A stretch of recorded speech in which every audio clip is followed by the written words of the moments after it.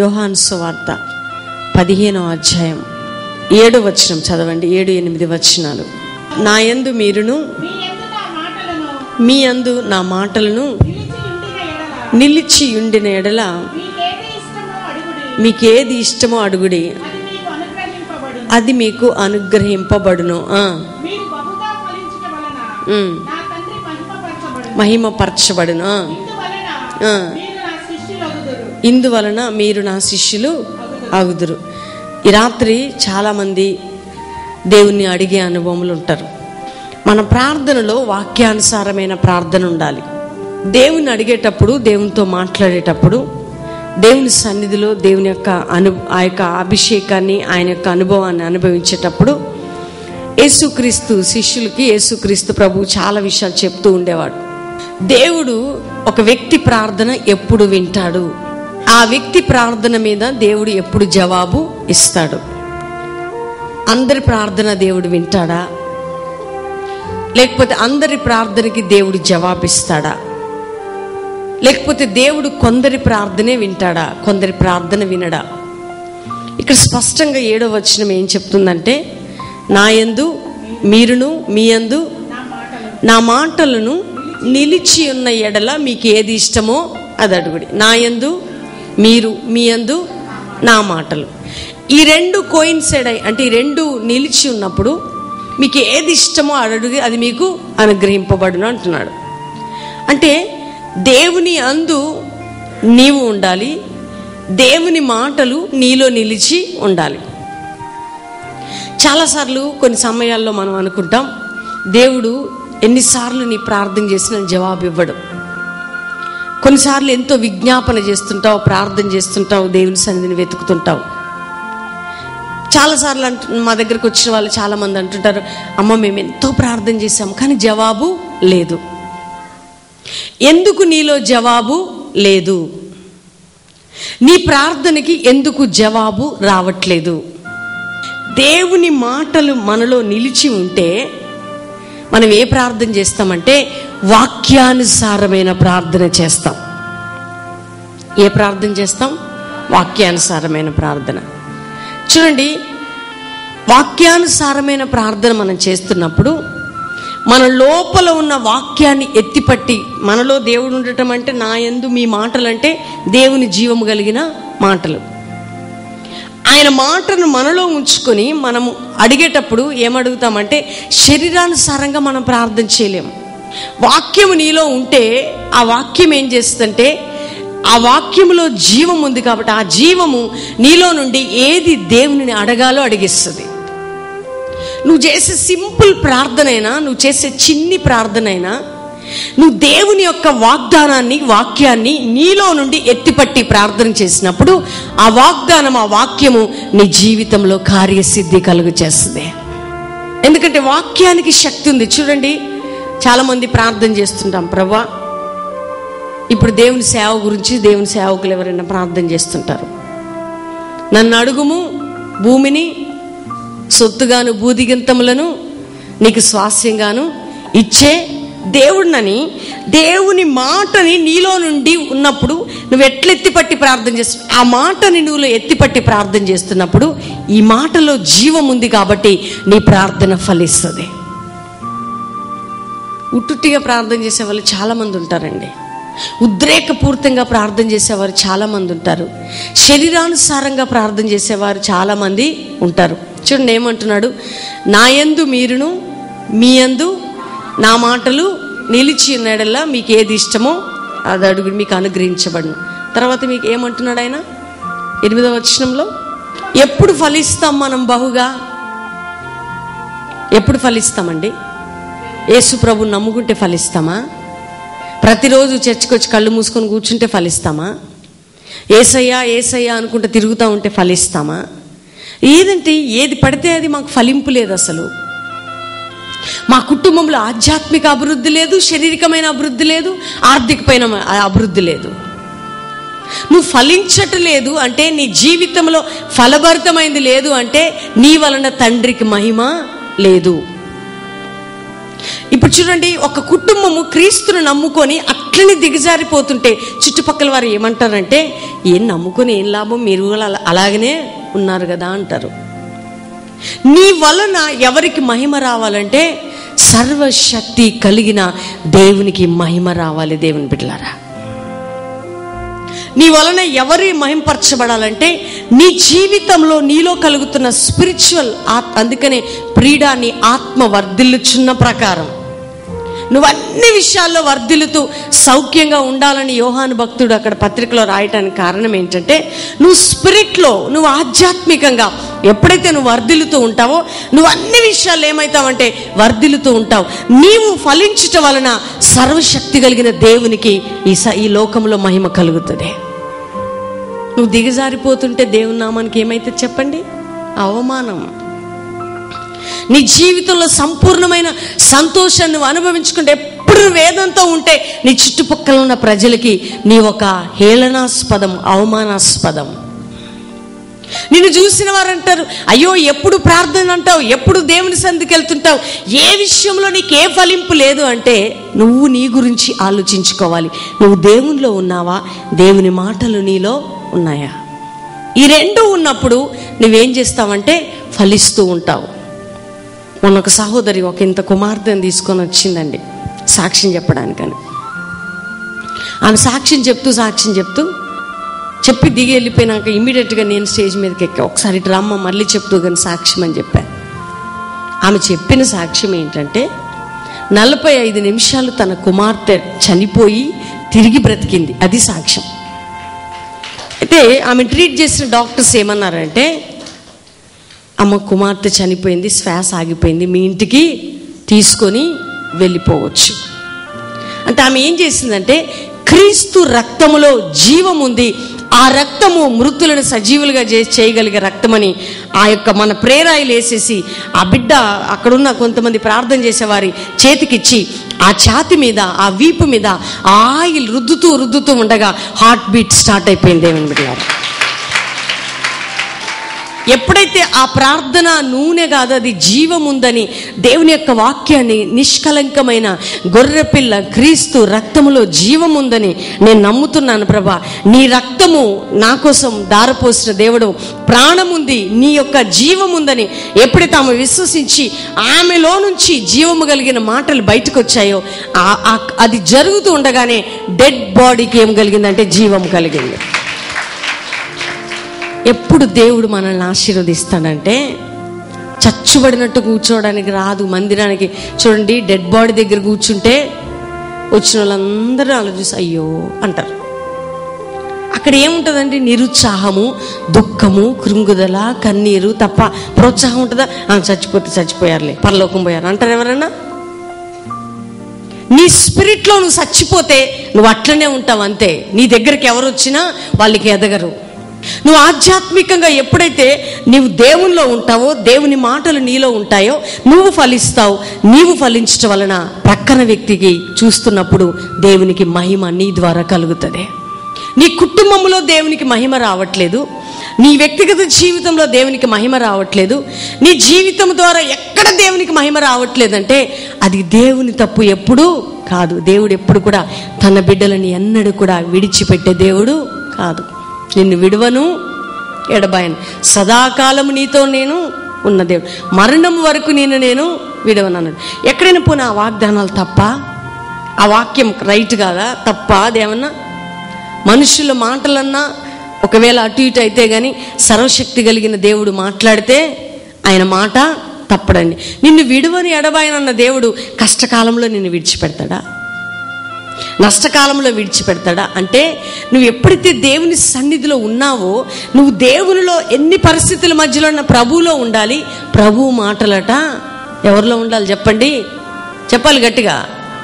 నేను ఆ సాక్ష్యం చెప్పేటప్పుడు ఒక మాట చెప్పా. డాక్టర్స్ ఎప్పుడు నిజమే చెప్తారు, డాక్టర్స్ అబద్ధం చెప్తారండి. ఆ పాపకి టీబీ వ్యాధి వచ్చింది, మీ పాప బ్రతకదు, చనిపోతుందని డాక్టర్స్ వాళ్ళ పరిజ్ఞానాన్ని బట్టి వాళ్ళు చెప్పేది రైట్. కానీ ఈ యొక్క జ్ఞానాన్ని పక్కకు పెట్టి తన శక్తిని బయటకు తీసుకొని వచ్చే దేవుడే మన దేవుడు. వాళ్ళు అబద్ధం చెప్పారని ఎందుకు అనుకోవాలండి? వాళ్ళని ఏం అనుకోవడానికి లేదు. ఎందుకంటే వాళ్ళు వైద్య శాస్త్రం 6 సంవత్సరాలు కష్టపడి చదివింది వాళ్ళు అబద్ధం చెప్పడానికే. వాళ్ళు చెప్పేది రైటే, కానీ దేవుడు ఏం చేస్తాడంటే అక్కడ లేని వాటిని ఉన్న వాటిగా చేసే దేవుడు కాబట్టి క్రియేట్ చేస్తాడు ఆయన లేనిది అక్కడ. ఎప్పుడు క్రియేట్ చేస్తాడు? మనం శవం దగ్గర కూర్చున్నట్టు కూర్చుంటేనా? ఏముండాలండి? నోరు తెరిస్తే వాక్యం ఉండాలి. నీకు ఒకవేళ దేవుని ఒక్క వాక్యాన్ని ఈ రోజు వరకు చదివే అలవాటు లేకపోతే, వాక్యానుసారంగా ప్రార్థన చేసే అనుభవం లేకపోతే, అందుకే నువ్వు ఫలించట్లేదు అనే సత్యాన్ని నువ్వు తెలుసుకో. బైబిల్ ఏం చెప్తుందంటే, నా యందు మీరును మీ యందు నా మాటలను నిలిచి ఉన్నడలా మీకు ఏది ఇష్టమో ఏది పడితే అది అడుగుతామంటే, దేవుడు మనలో ఉంటే వాక్యం ఏం చేస్తుంది తెలుసా? వాక్యం అట మనల్ని సంపూర్ణులుగా చేస్తుంది. వాక్యం ఏం చేస్తుందంటే మనల్ని, అంటే ఆయన వాక్యం మనల్ని స్వతంత్రులుగా చేస్తుంది. పాపానికి బానిసలుగా చెయ్యదు. దేవునికి ఇష్టం లేనిది కోరుకుంటుందా? దేవునికి ఇష్టం లేని ప్రార్థన మనలో ఉన్న వాక్కు చేస్తుందా? వాక్యం ఏం చేస్తుందంటే, అందుకని యోహాను సువార్త 17వ అధ్యాయం 17వ వచనంలో ఏం రాయబడి ఉందండి? సత్యమందు వారిని ప్రతిష్ట చేయము, నీ వాక్యమే సత్యం. సత్యం అంటే ఏంటి? వాక్యం. సత్యమందు వారిని ప్రతిష్ట చేయము, నీ వాక్యమే. నీలో సత్యం ఉంటే నువ్వేం అడుగుతావంటే వాక్యానుసారమైన ప్రార్థన చేస్తావు, అప్పుడు నువ్వు ఫలిస్తావు. ఒకవేళ నీలో సత్యం లేదనుకో, ఎవరు ఏది కోరుకుంటే అది కోరుకుంటావు. ఎవరికి ఏది కావాలని నీకు అది కావాలి, ఎవరికి ఏది ఉంటే నీకు అది. ఎవరిని చూసి వాళ్ళు అట్లున్నారు వీళ్ళు ఇట్లున్నారు నన్ను ఇట్లా దీవించి, ఇదే ప్రార్థన. ఎందుకండి ఈ రోజుల్లో క్రైస్తవుల్లో సంపూర్ణ ఆ సమృద్ధి అభివృద్ధి లేదు. మళ్ళీ దేవుని మీద తిరుగులాడుతూ ఉంటారు. అయ్యో ప్రభువా అందరికీ చేస్తున్నావు, నాకు చేయట్లా, అందరికీ చేస్తున్నావు అని వ్యసన పడతా ఉంటారు. నీవు ఎప్పుడైనా ప్రార్థన చేసావా? శరీరానుసారమైన ప్రార్థన వేరు, ఆత్మానుసారమైన ప్రార్థన వేరండి. అదే యేసయ్య మాటలు వాక్యం నీలో ఉంటే, ఆ వాక్యం ఏం చేస్తుందంటే నీలో నుంచి ఏమని ప్రార్థన చెయ్యాలో. ఉట్టిగానే కన్నీళ్లు పెట్టుకుని ఏడుస్తూ ఉంటారు కొంతమంది. ఉట్టుగానే కుటుంబంలో జరిగే పరిస్థితులను బట్టి ఏడుస్తూ ఉంటారు. ఉట్టిగా ఏడుపు వలన ఏమి రక్షణార్థమైన దుఃఖమట మారు మనసు కలుగు చేస్తాడు. నిజమైన రక్షణ కొరకు, నిజమైన మారు మనసు కొరకు నువ్వు ప్రార్థన చేస్తున్నప్పుడు ఆటోమేటిక్గా ఆ వ్యక్తి రక్షించబడి మారితే నీకు బెనిఫిట్గా ఉండకపోని క్రీస్తుకు మాత్రం బెనిఫిట్గా మార్చబడతాడు దేవుని బిడ్డలారా. ఆయన మాటలు మనలో నిలిచినప్పుడు మనం ఇతరులకు ఎలా మారిపోతామంటే ఫలభరితంగా, ఆశీర్వాదకరంగా మనం ఫలిస్తూ ఉంటే ఇతరులు మనల్ని చూసి ఏమనుకుంటారంటే, అబ్బా ఇంత ఆధ్యాత్మికంగా అన్ని విధాలుగా ఎందుకు ఈ వ్యక్తి ఆశీర్వదించబడుతున్నారు? కారణం ఏంటి? వీరిలో ఉన్నది ఏంటంటే క్రీస్తు వాక్యము వారి జీవితాల్లో ప్రజ్వరిల్లుతుంది కాబట్టి వాక్యానుసారమైన బ్రతుకుతూ, వాక్యానుసారమైన ప్రార్థన చేస్తూ, వాక్యానికి ఇవ్వవలసిన ప్రాధాన్యత ఇస్తూ వారి జీవితాల్లో సంపూర్ణంగా వాక్యంకి ఇచ్చేదాన్ని ఇస్తున్నారు కాబట్టి వారి కుటుంబాలు ఏముందంటే ఫలింపు ఉంది. అందుకనే మనం దేవుణ్ణి అడుగుతుంటాం, దేవుని సన్నిధికి వస్తుంటాం, ప్రభువా వారి జీవితంలో అద్భుతాలు చేశావు, నా జీవితంలో గొప్ప కార్యాలు చేయవా? అవును చేస్తాడండి దేవుడు, ఎందుకు చేయడు? ఆయన బైబిల్ చెప్తుంది నిన్న నేడు నిరంతరం ఏకరీతిగా ఉన్న దేవుడు ఆయన. లేని వాటిని ఉన్నవాటిగా చేసే దేవుడు, ఉన్న వాటిని లేని వాటిగా. ఆయన సర్వశక్తిమంతుడు. ఆయన శక్తి, ఆయన జ్ఞానానికి మితి లేదు ఈ భూమి మీద. మనం దేనిని నమ్ముతున్నామంటే మనల్ని మనం నమ్ముకుంటున్నాం, మన చుట్టూ ఉన్న వారిని మనం నమ్ముతున్నాం, మన పరిస్థితులు నమ్ముతున్నాం, కానీ ఆయన మాటని మాత్రం నమ్మట్లేదు. అంతే. దేవుడు ఏమంటున్నాడంటే నువ్వు దేవుని నమ్మాలి. రెండోదట దేవుని మాటలు నీలో నిలిచి ఇట్లా నీలో పాతుకుపోవాలి వాక్యం. నువ్వు ప్రతి విషయంలో ఫలించాలి అంటే, అన్ని విషయాల్లో ఈ లోకంలో అంటే ఆత్మీకంగా అన్ని కోణాల్లో నువ్వు ఫలించాలంటే నీవు దేవునిలో ఎంతగా కొనసాగుతున్నావు, దేవుని యొక్క మాటలు నీలో ఎంతగా నిలిచిన్నాయి. చూడండి, జీవితంలో మనకి అంటే దేవుని యొక్క వాక్యం ఎంత క్లియర్గా చెప్తుందంటే గాయము చేయు దెబ్బలట అంతరంగంలోకి చొచ్చి ఎక్కడికి పోయి, ఏ దెబ్బలు? గట్టిగా, ఏ దెబ్బలు? గాయము చేయు దెబ్బలు ఏం చేస్తాయంటే అంతరంగంలోకి చొచ్చి అంతరంగంలో ఉన్న చెడుతనమునంతా తీసివేస్తట. గట్టిగా చెప్పలు కూడా దేవుని మహిమపరచండి. ఏ దెబ్బలు? ఏ దెబ్బలు? ఏ దెబ్బలు మంచి దెబ్బలా? గాయం చేసే కొన్ని గాయాలు ఏం చేస్తాయంటే ఇంతవరకు నీలో అది ఉన్నదని నీకు తెలియదు. ఎప్పుడైతే ఈ గాయం నీ లోపలికి వెళ్తుందో నీ అంతరంగంలో ఉన్న చెడుతనాన్ని బయటికి తీసి నిన్నేం చేస్తుందంటే సంపూర్ణమైన బిడ్డగా మారుస్తుంది. నువ్వు దేవుని ప్రణాళికలో ఉన్నావు కాబట్టి, దేవుని ఉద్దేశంలో నువ్వు ఉన్నావు కాబట్టి, మరి నిన్ను గద్దించకపోతే ఎవరిని గద్దిస్తారు? దారిని బయటని పిలిచి గద్దిస్తాడా? అందుకని నీలో ఏమి నిలిచి ఉండాలి? అందరు చెప్దాం. దేవుని వాక్యము నీలో ఉన్నప్పుడు నువ్వు ఏది దేవునికి చిత్తమో దాన్ని అడగగలుగుతావు. నీ జీవితంలో ఆటంకాలు, అభ్యంతరాలు, శోధనలు, నిందలు, అవమానములు, పోరాటములు వచ్చినప్పుడు ఈ వాక్యము నీలో ఏం చేస్తుంటే ఎదిరిస్తూ ఉంటుంది వాటిని. అప్పుడు నువ్వు ఎవరి కోసం నిలబడగలుగుతావు? ప్రభు కోసం.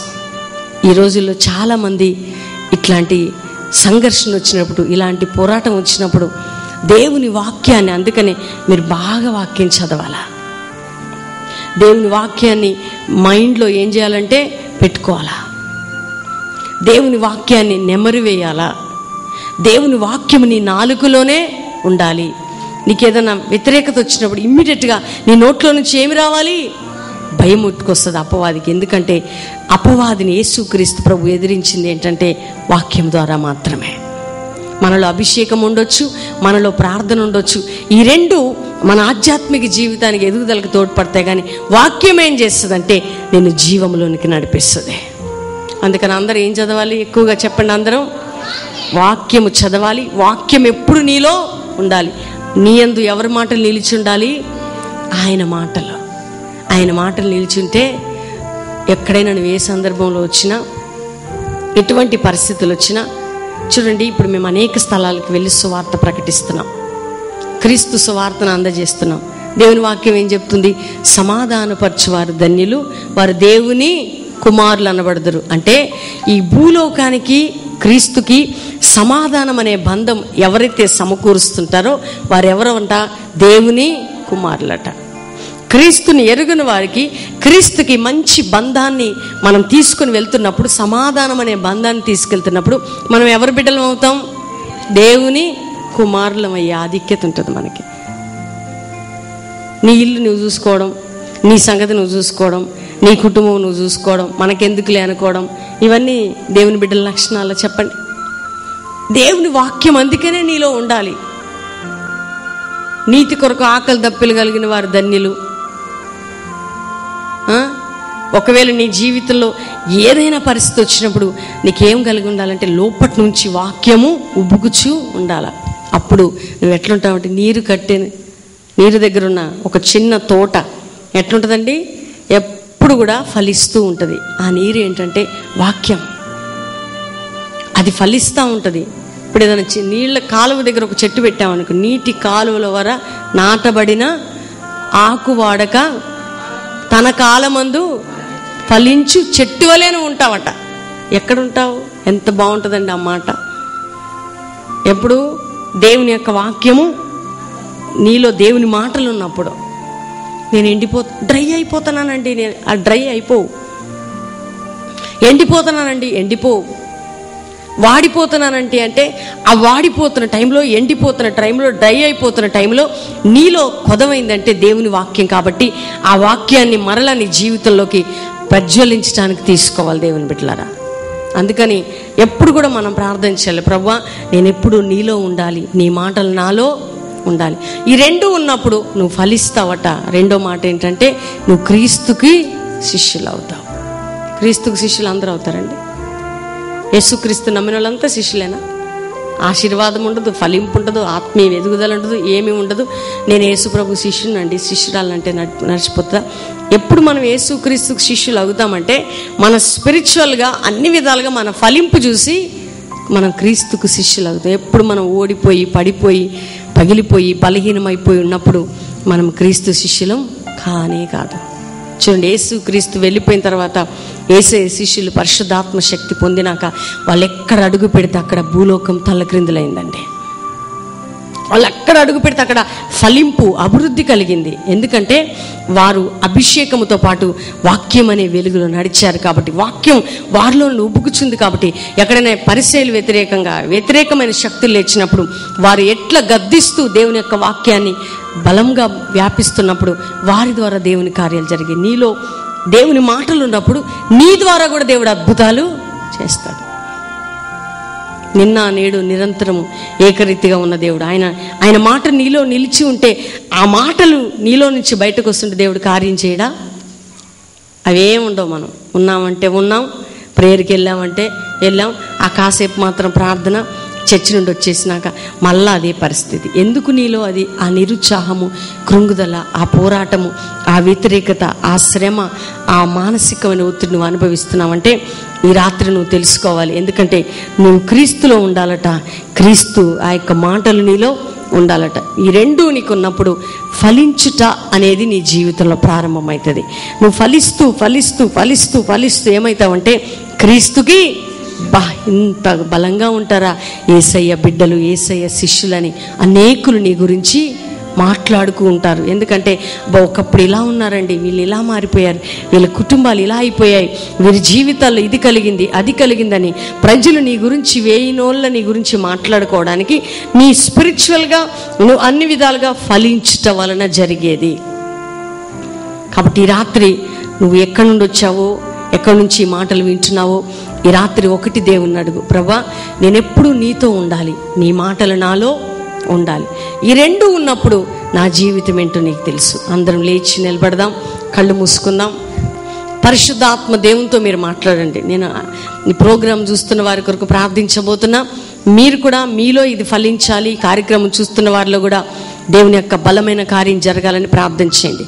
పరిశుద్ధాత్మ దేవుడు నీతో మాట్లాడుతున్నాడు. సహోదరి సహోదరుడా, మనసు మార్చుకొని, ముఖం చిన్న పుచ్చుకొని, అలసిపోయి, ఓడిపోయి, పగిలిపోయిన స్థితిలో ఒకవేళ ఈ కార్యక్రమం చూస్తున్నట్లయితే ఈ రాత్రి నా యేసయ్య నీతోనే మాట్లాడుతున్నాడు. ఎందుకంటే నువ్వు ఒకవేళ ఓటమిలో ఉన్నావేమో, పరాపజయంలో ఉన్నావేమో, నీ జీవితం ఎటు తోచని స్థితిలో ఉందేమో, కానీ దేవుడు నీతో ఉండాలని ఆశపడుతున్నాడు, దేవునిలో నీవు ఉండాలని ఆశపడుతున్నాడు. అంతేకాక ఆయన మాటలు నీలో నిలిచి ఉండాలి. దేవుని యొక్క మాటలు ఎప్పుడైతే నీలో నిలిచి ఉంటాయో నువ్వు దేవుని సన్నిధిలో ఏది అడుగుతావు అది అడుగుతావు, నీ జీవితంలో అది అనుగ్రహించబడుతుంది, నువ్వు ఫలిస్తావు.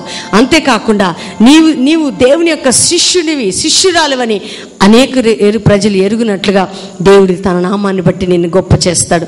ఈ కార్యక్రమం చూస్తున్న దేవుని బిడ్డ, కన్నీరు కార్చి ప్రార్థన చేసుకో. వాక్యము లేకుండా, వాక్యానుసారమైన జీవితం లేకుండా, నీ హృదయంలో వాక్యపు వెలుగు లేకుండా నీవు ఎక్కడో యేసయ్యతో కొనసాగుతున్నావని భ్రమపడుతున్నావేమో, కానీ ఈ రాత్రి నువ్వు దేవునికి దగ్గర అయిపోయి దేవుని వాక్యపు వెలుగులో దేవుని మాటలు నీ జీవితంలో తీసుకొని నువ్వు ఛాలెంజింగ్గా ప్రభు నామ మహిమార్థమై నిలబడు. తప్పకుండా నీ జీవితం ఫలించబోతుంది, నీ కుటుంబం ఫలించబోతుంది, నీ పరిచర్య ఫలించబోతుంది. దేవుడు నిన్ను, నీ కుటుంబాన్ని ఆశీర్వదించబోతున్నాడు. పరిశుద్ధాత్మ తండ్రి, ఎంతమంది బిడ్డలు ఈ యొక్క కార్యక్రమాన్ని చూస్తున్నారో ప్రభా, వారి జీవితాల్లో ఫలింపు దయచే నాయన, వారి కుటుంబాల్లో ఫలింపు దయచే. ఇప్పటి వరకు వారు ఎక్కడెక్కడ తండ్రి నీ మాటలలో వారు నిలిచిలేరో, నీలో నిలిచిలేరో, వారిలో నీ మాటలకి స్థానం వేయలేదో, ఈ రాత్రి వారు ఒప్పుకుంటుండగా, ప్రార్థిస్తుండగా వారు నీలో ఉండాలి, నీ మాటలు వారిలో ఉండాలి నాయన. నీకు ఇష్టమైనది వారు అడగాలి, వారి అన్ని విషయాలుగా ఫలింపు, అభివృద్ధి పొందాలి, వారి సేవలు, సంఘాలు ఫలించాలి, వారి కుటుంబాలు ఫలించాలి, వారి జీవితాల వాళ్ళ బిడ్డల భవిష్యత్ ఫలించాలి ప్రభా. అన్నీ ఫలించి నీకోసం గొప్ప సాక్షిగా ఈ బిడ్డలు ఉందురుగా కానీ మేము ప్రార్థన చేస్తున్నాం. వారి పడిపోయిన ప్రాకారం లేవనెత్తు ప్రభా. వారి జీవితాల్లో ఇప్పుడే నూతన కార్యాన్ని ప్రారంభించండి. వారి రోగాలు, వ్యాధులు, సమస్యలు, బంధకాలు యేసు నామములో తెగిపోవునుగా కానీ మేము ప్రార్థన చేస్తున్నాం. ఈ దినము నుంచి నీ వాక్యాన్ని, నీ మాటల్ని వారి జీవితాల్లో ఫలింపజేసి, ఆశీర్వదించి, అభివృద్ధి పరిచి నీ నామాన్ని గొప్ప చేసుకొని తోడై ఉండమని యేసుక్రీస్తు నామములో అడుగుచున్నాం తండ్రి. Amen, amen, amen.